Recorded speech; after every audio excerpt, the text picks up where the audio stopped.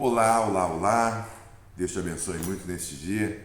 Que seja um ótimo dia, um dia agradável, abençoado realmente pela presença do Senhor Jesus Cristo.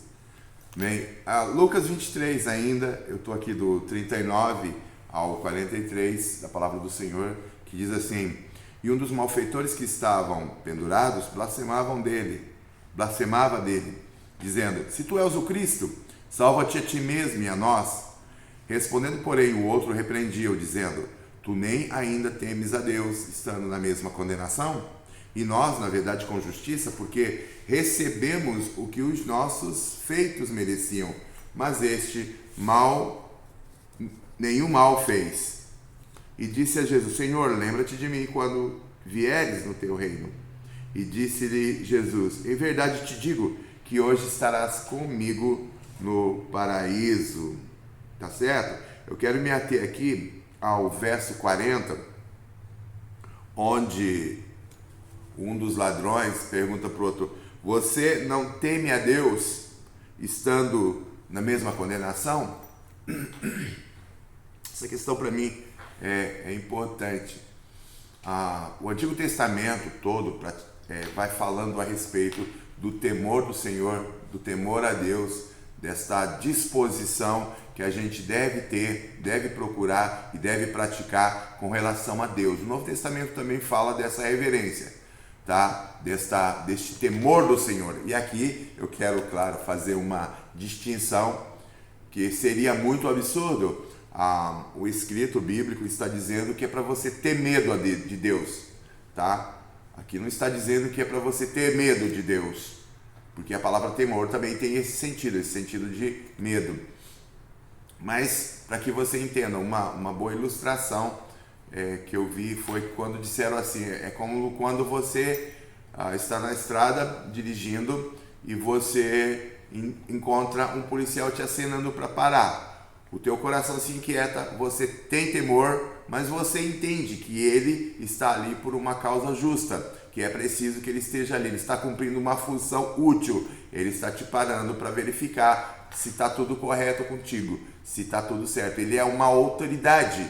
Então, é nesse sentido que a Bíblia fala conosco a respeito de ter temor a Deus. Na verdade, se eu não estou enganado, é em João que vai dizer que o perfeito amor lança fora o temor, tá certo? Então, o perfeito amor lança fora o medo. A expectativa aqui desse temor, se tu nem ainda teme a Deus estando na mesma condenação, é entender esta autoridade, esta dinâmica. Quanto mais a gente conhece a pessoa de Deus, quanto mais a gente entende quem é Deus, quanto mais nós procuramos conhecê-lo na palavra, e isso vai se impregnando na nossa mente e coração, a gente vai entendendo que nós não podemos viver, existir e ser felizes sem que Deus esteja do nosso lado, sem a ação contínua de Deus na nossa vida.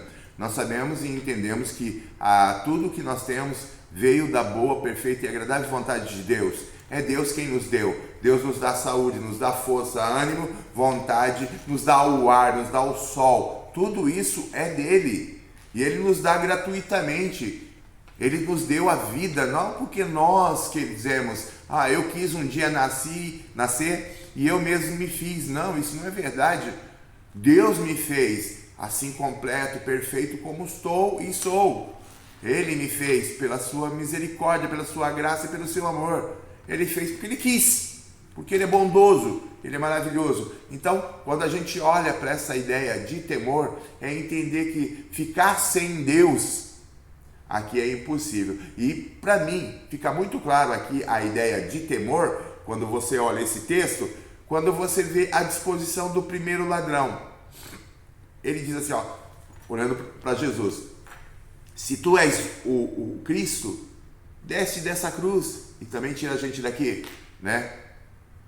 Ou seja, o pedido é lícito, tá? Eles estão sofrendo. Clamar a Deus por uma dificuldade é lícito.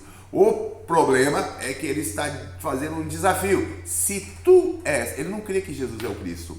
Ele não crê que Jesus é o profetizado por todo o Antigo Testamento. Ele não crê que Jesus Cristo vem como enviado de Deus, com o poder, autoridade e e que ele tem um reino, tá? Então, ele não tem temor nenhum, não tem reverência nenhuma por Jesus Cristo. Ele não respeita Jesus Cristo. Ele não ama Jesus Cristo. É isso, tá? E o outro ladrão já, olha, você não teme a Deus estando na mesma condenação?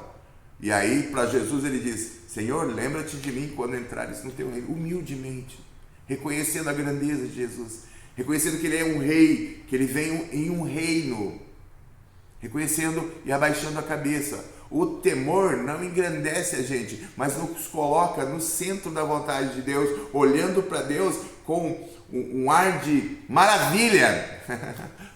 Os professores diziam há algum tempo atrás que a ideia de maravilha, quando a gente olha para Deus, está desaparecendo. E é verdade. A gente olha para Deus assim, maravilhado. Oh, como Ele é incrível, como Ele é maravilhoso, como Ele é gracioso. Oh, aleluia! Né? Essa ideia de temor está implícito todos esses sentidos, esses sentimentos de olhar para Deus com magnificência. Olha, Ele é o Criador dos céus e da terra e me ama de tal forma que colocou o seu Filho na cruz para morrer por mim. Rapaz do céu, como é que eu não vou reverenciar, amar e ter temor de um Deus assim tão maravilhoso? Tá certo? A ideia de temor, então, é bastante necessária para que a gente se relacione bem com Deus. É entender que Deus é Deus, não precisa da gente para nada, mas Ele escolheu dar Cristo naquela cruz por nossa causa e nossa culpa, porque a gente não tem condição, não tem condição e nunca teremos condição fora de Cristo de se achegar a Deus, de chegar a Deus tranquilo, com a consciência tranquila e em paz. Tá certo? Pense nisso, pense muito nisso e tenha um ótimo dia.